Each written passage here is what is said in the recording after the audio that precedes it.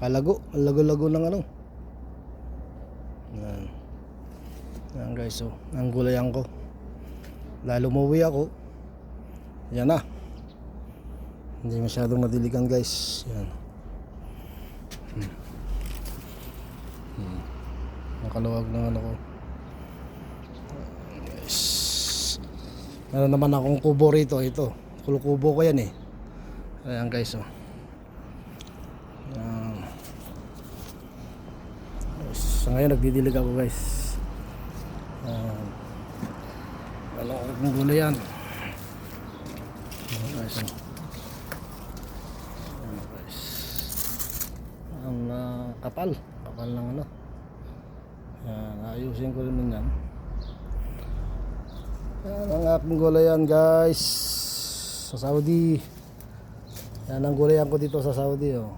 May talbos ng kamote, may kulitis, may sitaw. Ito mga sitaw ko na ano na. May alugbati. Ayan, oh, alugbati. Maraming alugbati yan.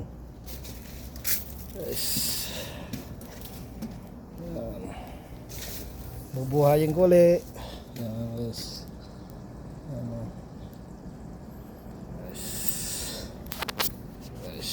Ano. Yan. Yan ang aking gulayan.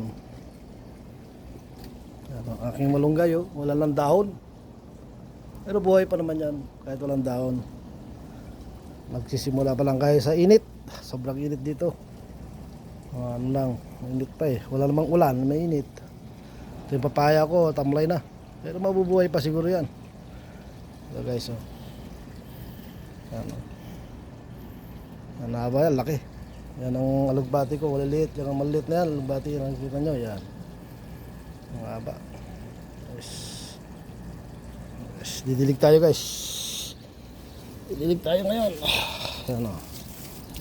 So, didilig tayo guys. Yan. Didilig tayo guys. Yan.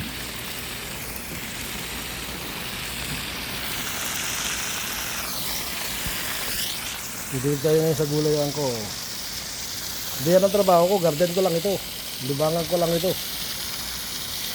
Libangan ko dito sa Saudi, may gulayan ako eh.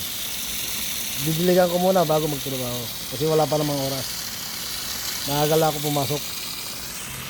Ayan. Ang daming kulitis, oh. Okay. Ang daming kulitis, oh. Ang lakas ng tubig, ano.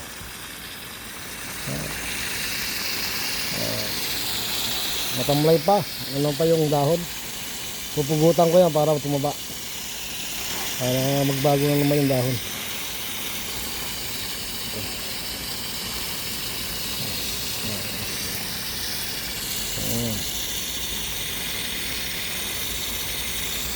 Okay guys. Dito ko muna kasi lilinisin ko yung ano niya.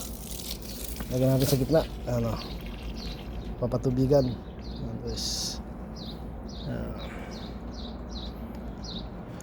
Okay guys.